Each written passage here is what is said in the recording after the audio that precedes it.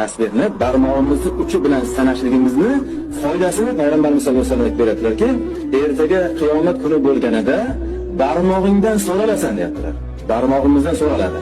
Butun tanaviy a'zomiz ertaga guvohlikka keltiriladi. Barmog'ining har bir bo'g'inlari ham ertaga qiyomatda uni guvohlik keltiradi. Ey Robbim, albatta egam men bilan senga tasbih aytgandi, senga tahlil aytgandi, senga taqdis aytgandi deb qo'limizning hamma bejala barmog'i ham, undagi bo'g'inlari ham hattoki javob berar ekan.